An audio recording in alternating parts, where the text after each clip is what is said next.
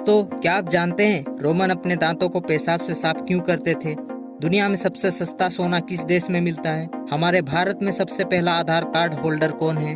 अगर आप इन सवालों के जवाब जानना चाहते हैं तो बने रहिए हमारे साथ इस वीडियो में अंत तक। आज की इस वीडियो में हम ऐसे ही मजेदार फैक्ट्स के बारे में जानेंगे और लास्ट की जो 2 फैक्ट्स है वो तो कमाल की है। तो आइए वीडियो को शुरू करते हैं।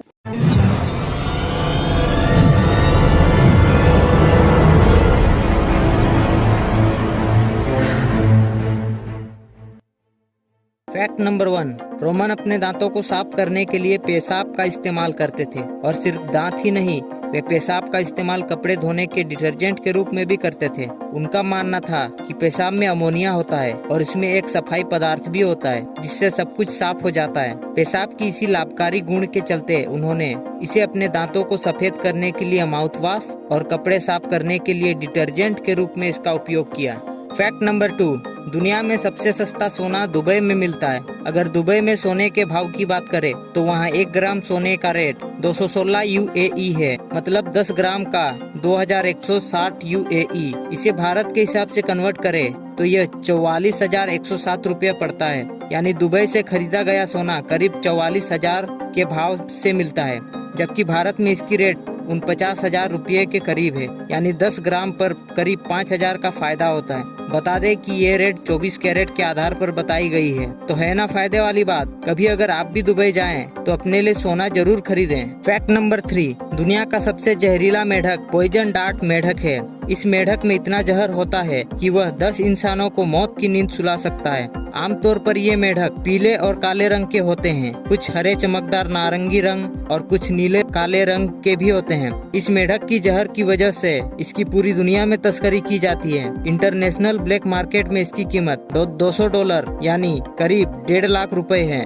मूल रूप से Bolivia, Costa Rica, Brazil, Colombia, Ecuador, Venezuela, Suriname, French Guiana, Peru, Panama, Guyana, Nicaragua और हवाई के ट्रॉपिकल जंगलों में ये पाए जाते हैं। फैक्ट नंबर 4, आपको जानकर हैरानी होगी कि बारकोड स्कैनर बीच के सफेद भाग को स्कैन करता है, ना कि काली पट्टियों को। जब भी आप किसी शोरूम या मॉल में सामान लेने जाते हैं तो सामान का बिल बनाते समय सामान के बारकोड को स्कैन किया जाता है। बारकोड को स्कैन करते ही उस प्रोडक्ट की पूरी डिटेल्स कंप्यूटर में आ जाती है। इस बारकोड में कुछ लाइनें होती है जिनका एक सेट पैटर्न होता है। कंप्यूटर 0-1 यानी बाइनरी कोड की भाषा समझता है। वैसे ही इस बारकोड को भी 0 और 1 की भाषा में अलग अलग बांट दिया जाता है। इसमें सबसे बाईं तरफ के सेक्शन को लेफ्ट गार्ड और दाईं तरफ के सेक्शन को राइट गार्ड और सेंटर गार्ड के रूप में बांट दिया जाता है। इसे रीडर बाएं से दाएं की तरफ पढ़ता है और बाइनरी भाषा के हिसाब से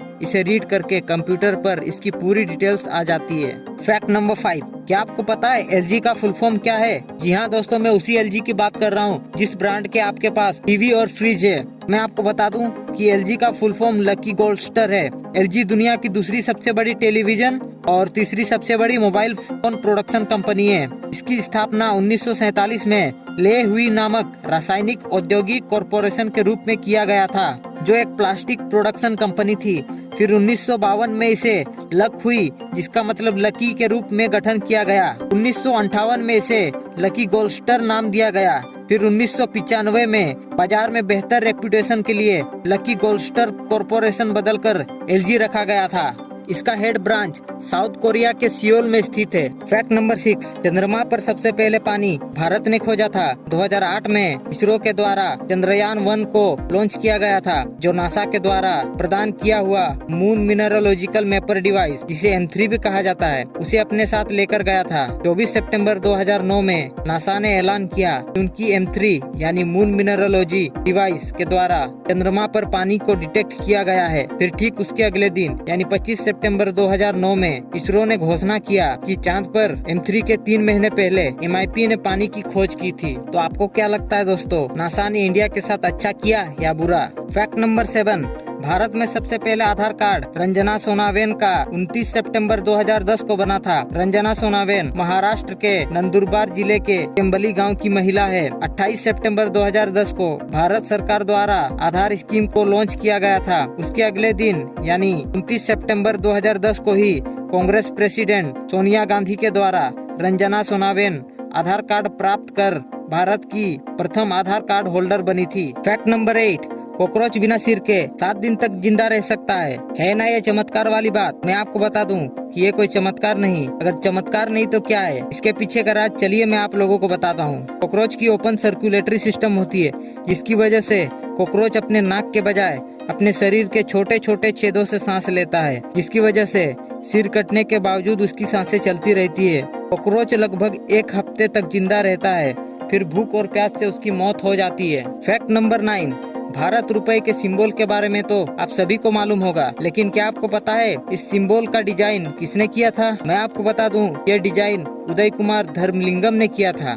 5 मार्च 2009 को भारत सरकार भारतीय रुपए के सिंबल के डिजाइन के लिए प्रतियोगिता की घोषणा की थी। इसके अंतर्गत सरकार को 3000 से भी ज्यादा एप्लीकेशंस मिले थे। यूनियन बजट 2010 के दौरान उस समय की वित्त मंत्री प्रणब मुखर्जी ने कहा, प्रस्तावित सिंबल भारतीय संस्कृति को प्रकट करेगा। 3000 से अधिक प्राप्त एप्लीकेशंस में से 5 एप्लीकेशंस को शॉर्टलिस्ट किया गया। फिर 15 जुलाई 2010 को प्रणब मुखर्जी के अनुरोध से कैबिनेट मीटिंग में उदय कुमार द्वारा डिजाइन किए गए इस सिंबल को भारतीय रुपए चिन्ह के रूप में चुना गया। फैक्ट नंबर 10, संस्कृत में दुनिया की किसी भाषा से ज्यादा शब्द है। वर्तमान में संस्कृत के शब्दकोश में 102 अरब 78 करोड़ 50 लाख शब्द हैं। इस भाषा की खोज सबसे पहले ऋग्वेदा में हुई थी। पाणिनि को इस भाषा का जनक कहा जाता है। सिर्फ भारत में ही नहीं बल्कि वेस्टर्न कंट्री जैसे Germany, United kingdom, United state और कई यूरोपियन कंट्रीज में भी यह भाषा पॉपुलर है। भारत में 22वीं ऑफिशियल लैंग्वेज यानी राजभाषा के रूप में संस्कृत को